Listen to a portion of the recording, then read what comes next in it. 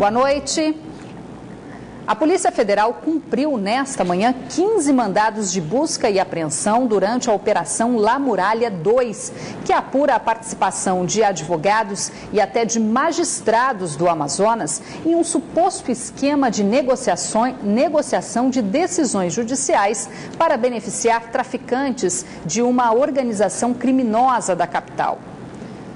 A possível relação de membros do judiciário no esquema foi evidenciada durante as investigações da primeira fase da operação, a partir da interceptação de mensagens e diálogos. Entre os alvos da operação de hoje estavam a sede do Tribunal de Justiça do Amazonas, a vara de execuções penais no Fórum Enoque Reis e a casa de uma desembargadora. O dia amanheceu e na porta do Tribunal de Justiça do Amazonas, 4 viaturas da Polícia Federal. Lá dentro, agentes da PF circulavam pelo prédio. A mesma cena se repetia a poucos metros dali, no Fórum Enoque Reis. Esta é a segunda fase da Operação La Muralha, que investiga supostas compras de liminares, o que favorecia integrantes de uma facção criminosa que atua no Amazonas. Desta vez, a Polícia Federal tinha em mãos 15 mandados expedidos pelo Superior Tribunal de Justiça. Entre os alvos, 2 servidores do TEJAN, que não tiveram identidades reveladas.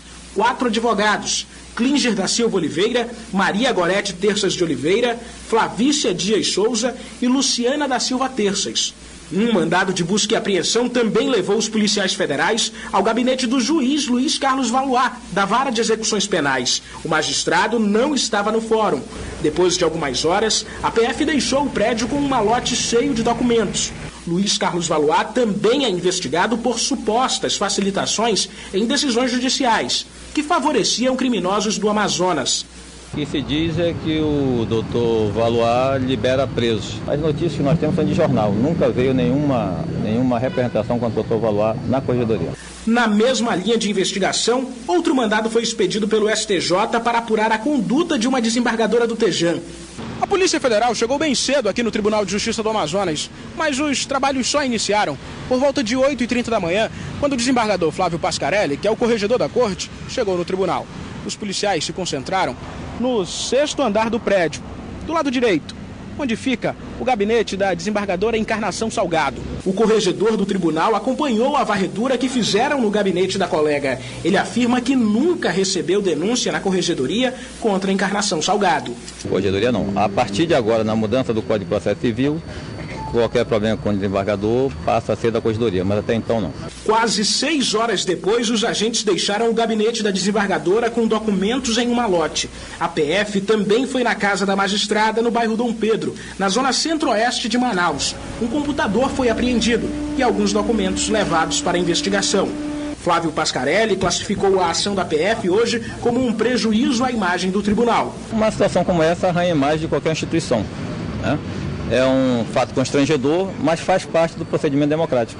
Se há uma investigação, todos estão sujeitos à lei. A desembargadora Encarnação Salgado e o juiz Luiz Carlos Valois não foram aos seus locais de trabalho hoje e também não foram encontrados para comentar os mandados de busca e apreensão expedidos contra eles. E logo após o cumprimento dos mandados, os detalhes da operação foram repassados durante uma coletiva de imprensa na sede da Polícia Federal. Todos os mandados da ação de hoje foram expedidos pelo Superior Tribunal de Justiça, porque um dos investigados possui foro privilegiado, a desembargadora Encarnação das Graças Salgado. A investigação é para apurar um suposto esquema de negociação de decisões judiciais para beneficiar membros de uma facção criminosa que atua no tráfico internacional de drogas. Quando surge indício de participação de membros de poder, magistrados, enfim, há um deslocamento de competência, e foi o que ocorreu aqui. E essa investigação não compete, não cabe diretamente à Polícia Federal realizar, a Polícia Judiciária da União realizar. Ela tem que ser instaurada e tem que tramitar no tribunal competente. Ainda de acordo com a Polícia Federal, mesmo sob investigação, Encarnação Salgado e Luiz Carlos Valois não devem ser afastados da função, pelo menos por enquanto. Com certeza o STJ apreciou todas as circunstâncias aí, envolvendo os fatos aí que estão sob apuração, entendeu que não cabia essa suspensão no momento do exercício da atividade. Mas, obviamente, se surgirem fatos que possam ensejar essa medida, eu tenho certeza que vai ser considerado pelo STJ no futuro e talvez aí nós tenhamos aí novas decisões suspendendo aí a atividade se surgirem situações concretas, né? Os indícios de envolvimento dos alvos da operação de hoje foram descobertos já no final da primeira fase da La Muralha, deflagrada em novembro do ano passado. Ao final da La Muralha, tivemos informações e indícios da suposta participação de magistrados. Tá? O que normalmente a polícia faz? Parte da operação que pode tramitar na justiça local, normalmente a gente fecha a operação e deflagra. Outra parte da operação ela tem que ser apresentada ao tribunal competente. E esse tribunal é que vai decidir. Por envolver 4 advogados, membros da OAB acompanharam o desenrolar da operação. Não foi encontrado nada que traga condição criminosa ou ligação criminosa com os advogados. Em nenhum deles foi encontrado nenhum objeto que os coloque na condição de praticantes de algum crime ou envolvimento em algum crime, ou seja, com ligação a Tribunal de Justiça ou com alguma facção criminosa. Ainda de acordo com o superintendente da Polícia Federal, a desembargadora Encarnação Salgado foi ouvida por delegados e juízes federais e também por um subprocurador-geral da República na própria corregedoria do Tribunal de Justiça do Amazonas. O depoimento terminou por volta das 14h. E agora à tarde, a Associação dos Magistrados do Amazonas também se posicionou sobre a operação da Polícia Federal. O presidente da Associação dos Magistrados do Amazonas defende as investigações da Polícia Federal, mas disse que vai lutar para que as prerrogativas da magistratura sejam garantidas. A providência da associação é acompanhar o desenrolar das investigações para garantir que os nossos 2 associados, o desembargador de Encarnação e o juiz Luiz Carlos Valuar, a ampla defesa, o contraditório, o devido processo legal e, além de tudo, nós estaremos vigilantes relativamente à salvaguarda das prerrogativas da magistratura. Segundo o presidente da Amazon, a ideia não é obstruir as investigações da PF, e sim defender os direitos dos magistrados acusados de vender sentenças na Justiça do Amazonas. A opinião eventual de magistrados relativamente a alguns temas do direito criminal, principalmente porque eles teriam vertentes voltadas para o garantismo, que é a sobreposição que deve haver da Constituição às leis penais, não pode ser considerada crime. Esta é a primeira vez que magistrados do Amazonas são alvos de investigações criminais. A Polícia Civil deflagrou nesta quinta-feira a segunda operação Cumpra o Seu Dever, que tinha como alvo devedores de pensão alimentícia e suspeitos de violência doméstica na capital. Ao todo, 31 pessoas foram presas. Na ação da Polícia Civil do Amazonas foram expedidos 100 mandados de prisão pelo não pagamento de pensão alimentícia e 10 por violência doméstica. Essa é a segunda operação Cumpra Seu Dever. A primeira foi realizada em dezembro do ano passado. A execução das prisões segue as regras do Código de Processo Civil, que prevê a intervenção judicial quando o devedor deixar de efetuar o pagamento e não justificar a inadimplência. Determinar que as pessoas que estão em débito com pensão alimentícia, né, com a justiça, cumpram o seu dever. Alguns casos envolvem, sim, os casos de violência doméstica, mas nesse momento são poucos. Nós estamos trabalhando mais com o inadimplemento do pagamento de pensão alimentícia. O titular da Polinter ressaltou que as detenções também servem de prevenção a outros crimes que, em muitos casos, vitimam as mulheres. O conflito civil, esse devedor de pensão alimentícia, como qualquer outro conflito civil, pode ocasionar, pode acabar gerando um mal-estar maior ainda ao casal. De repente uma agressão, uma discussão, vias de fato, como você mencionou, um homicídio, pensando bem, de forma mais grave. Com relação às pensões, os presos terão um prazo para regularizar os pagamentos. Os que não fizerem permanecerão na cadeia pública. Os acusados de violência doméstica também serão levados para a cadeia e ficarão à disposição da justiça. Um mandado por atraso de pensão alimentícia era para um cabo da Polícia Militar. Mas durante a operação se descobriu também um mandado de prisão em aberto por homicídio no nome dele. O militar não foi levado para a Delegacia Geral de Polícia Civil e não teve a identidade revelada. O segundo suspeito de envolvimento na morte de um sargento da Força Aérea Brasileira que estava foragido se entregou na manhã de hoje para a Polícia Civil. Ele é suspeito de ser o autor do disparo contra a cabeça da vítima e é primo do soldado da FAB que já está preso. O Enderson Matos da Silva, de 22 anos, foi preso na delegacia especializada em homicídios e sequestros após se apresentar à polícia na manhã desta quinta-feira, acompanhado de um advogado. De acordo com a Polícia Civil do Amazonas, ele confessou ter atirado na cabeça do sargento da Aeronáutica, Melquisedeque da Paixão Dias, dentro do próprio carro da vítima, no centro de Manaus, na noite da última segunda-feira. O Enderson é primo do soldado da Força Aérea Brasileira, Brendo Silva da Silva, que foi preso na tarde de terça-feira e alegou que tramou o assassinato do sargento por causa da cobrança de uma dívida de R$ 3.200. O sargento, que estaria praticando agiotagem dentro da base, inclusive já havia ameaçado o soldado. Natural de Belém, no Pará, o sargento estava morando na capital amazonense há 6 anos por conta do trabalho.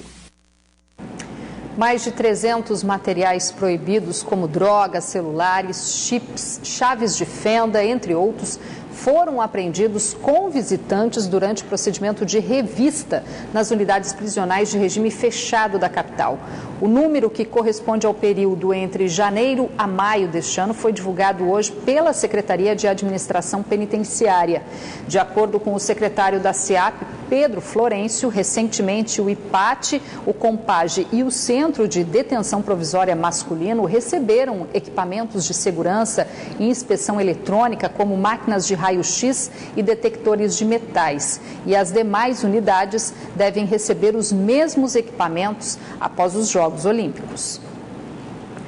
Nos últimos 3 anos, o Centro de Investigação e Prevenção de Acidentes Aeronáuticos, o CENIPA, registrou mais de 700 ocorrências envolvendo risco com pássaros só aqui em Manaus.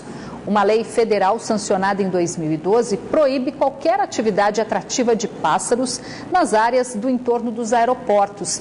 Mas na capital, além do velho problema das lixeiras viciadas, uma atividade há anos também contraria essa legislação: as oferendas religiosas. Em terra, eles só querem procurar alimento e aparentemente não representam perigo. Mas quando estão no céu, os urubus se tornam o maior inimigo dos pilotos de aeronaves que voam por Manaus. O choque de um urubu contra uma aeronave pode trazer consequências desastrosas. Desde 2012, uma lei federal proíbe qualquer atividade de natureza perigosa, entendida como foco atrativo de aves, em um raio de 20 quilômetros dos aeroportos de todo o Brasil. O descumprimento pode gerar uma multa que varia de R$ 250 a R$ 1.250.000. O foco de atração de pássaros está baseado no trinômio abrigo, água e alimento, né? Pelas características da nossa região, o abrigo e a água já são inerentes. A única coisa que a gente consegue manejar sem interferir tanto no meio ambiente é na parte do alimento, que é justamente o tratamento que é dado aos resíduos sólidos, né, que são produzidos aí na nossa cidade. Avenida Santos Dumont, zona oeste de Manaus. Aqui atrás, uma encruzilhada onde quase que diariamente são depositadas oferendas religiosas, algumas com alimentos, um foco atrativo de aves a menos de 500 metros da pista principal do Aeroporto Internacional Eduardo Gomes. Assim que amanhece o dia, as aves aproveitam para se alimentar. A comida é disputada.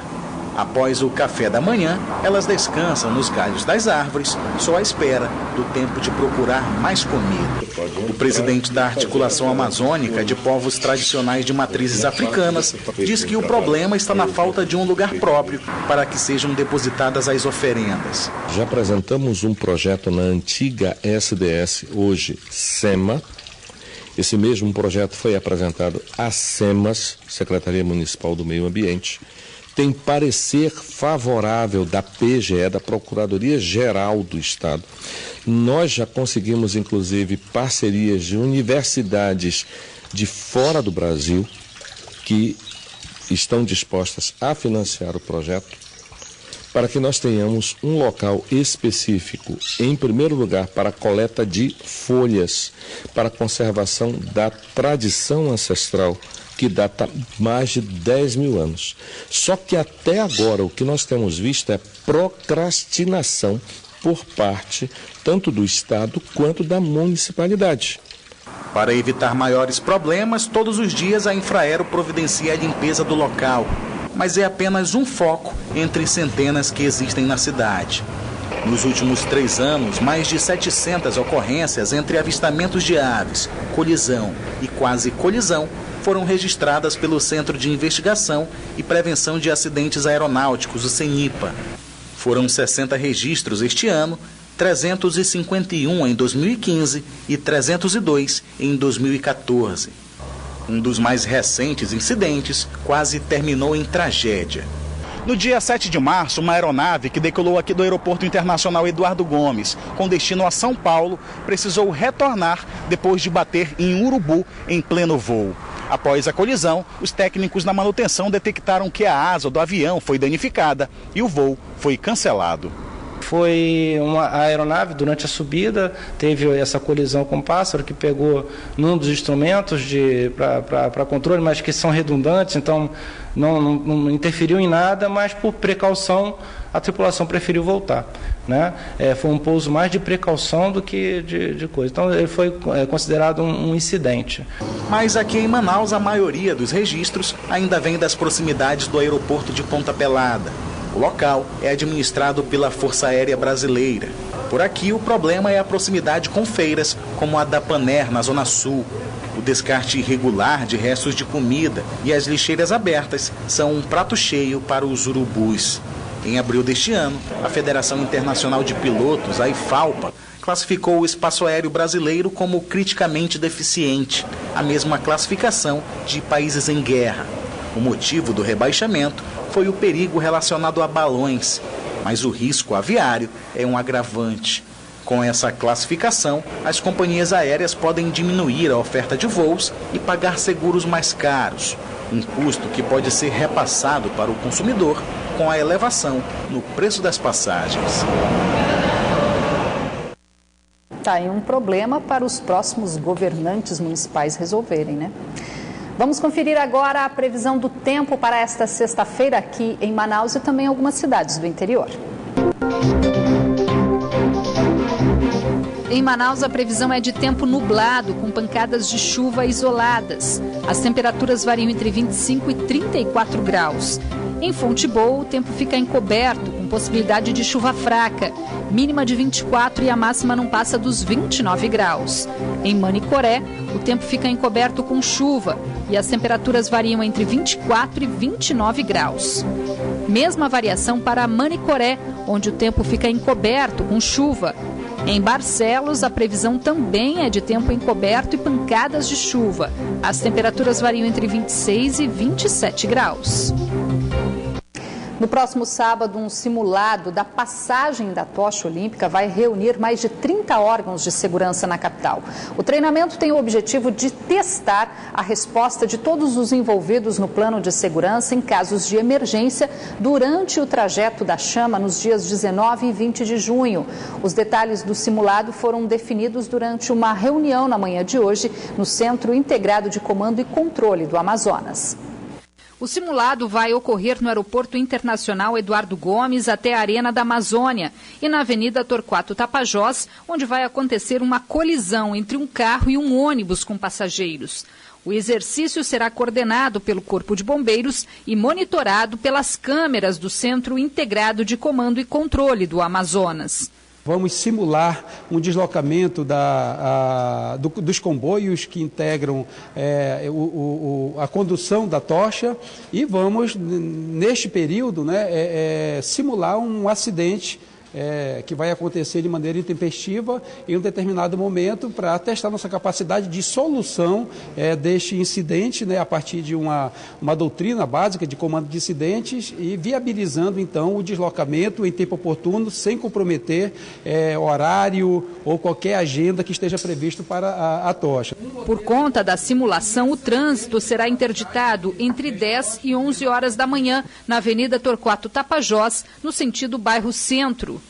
E todo o trânsito vai ser desviado para dentro do ILEA. Então, quando o toque estiver seguindo em direção ao centro da cidade, deverá necessariamente acessar à direita na Avenida Desembargador Paulo Jacó, seguir à esquerda na Norberto Vangal e sair na Henrique Bastos, ali ao lado do viaduto do Santos Dumont.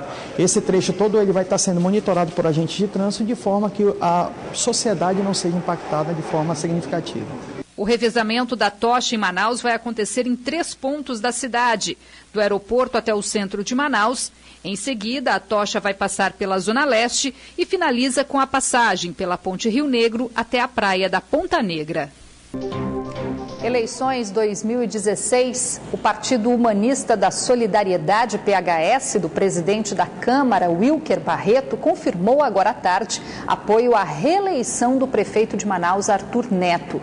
Já o PCdoB, da senadora Vanessa Graziotin, lançou Heron Bezerra como pré-candidato à Prefeitura de Manaus. A executiva estadual do Partido Comunista do Brasil no Amazonas decidiu indicar o ex-deputado estadual Heron Bezerra para disputar a Prefeitura de Manaus. Para o presidente regional do PCdoB, o projeto do partido fica fortalecido com o atual cenário político do país e que esse é o momento de apresentar novas propostas para o município. Tem tarefas que são da União, do governo e da Prefeitura, isso é verdade. Mas eu repito, isso não resolve nada para o cidadão, para a cidadã. Ela quer saber se ela vai no posto de saúde, ele está funcionando e atende o filho dela ou ela ou o marido. E é isso que um prefeito tem que fazer. A provável candidatura majoritária de Heron Bezerra pode ser apoiada pelo PT, PSOL, PCB e Rede Sustentabilidade, partidos que, segundo Heron, seguem a mesma linha ideológica. Embora alguns já tenham manifestado a intenção de lançar candidaturas próprias à Prefeitura de Manaus. Eu acho que essa é a primeira vez que Manaus vai ter uma disputa também de natureza mais ideológica, em que as pessoas vão poder analisar mais do que o candidato, as ideias centrais que eles defendem.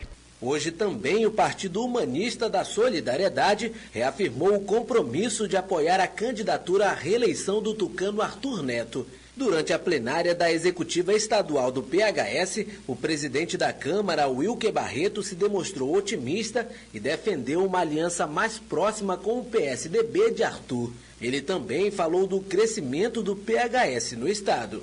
O PHS é um partido que vai trabalhar duro 2016, 2018 e 2020. O nosso projeto, presidente Eduardo Machado e secretário Luiz França, é nos tornarmos um dos maiores partidos no Amazonas em 3 eleições. Apesar do apoio à reeleição de Arthur Neto, o PHS pretende lançar chapa própria com 62 candidatos a vereadores de Manaus. O Dia dos Namorados se aproxima e, segundo a Fé Comércio, o amazonense deve gastar, em média, R$200 com o presente da pessoa amada. Em meio à crise, o comércio da capital espera, pelo menos, igualar ao que foi vendido no mesmo período do ano passado.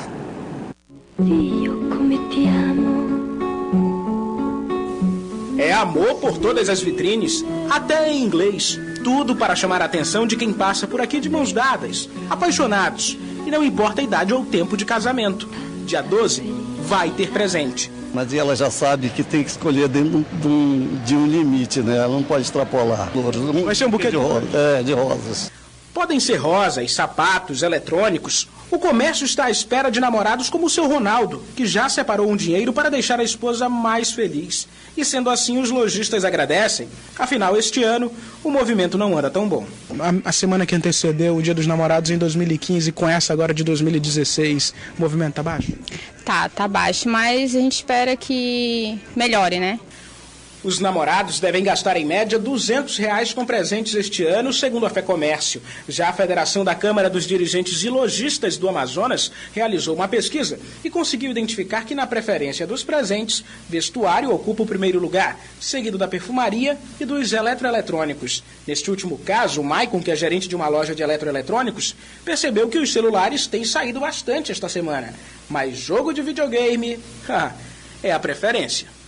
Joguinhos principalmente, né? O pessoal fala, muita gente, principalmente as mulheres geralmente vêm procurar os jogos porque querem que, a gente até brinca com elas, né? Vocês querem que o cara fique em casa, né? Pra não sair por aí, tudo isso.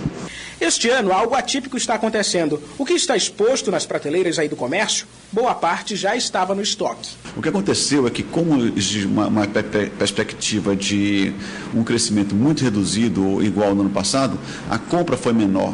Então, há a possibilidade de que quem deixar para comprar na última hora não venha comprar o que realmente queria, ou seja, vai comprar o que tem. Então, nossa dica é, quem quiser realmente comprar as novidades, que se antecipe, não deixe para a última hora. É claro que existem aquelas exceções, como a loja de calçados onde o Wellington é gerente. Agora, realmente, é a primeira coleção que está chegando para o mercado. Toda a linha de masculino, feminino sendo trocada e a gente com bastante produtos para proporcionar felicidade aos nossos clientes, né? Vale tudo, até trocar a coleção para chamar a atenção e trazer o cliente para a loja. E talvez assim, quem sabe, o Dia dos Namorados possa superar em 1,5% as vendas do ano passado, ou pelo menos igualar, como espera a Federação da Câmara dos Dirigentes e Lojistas.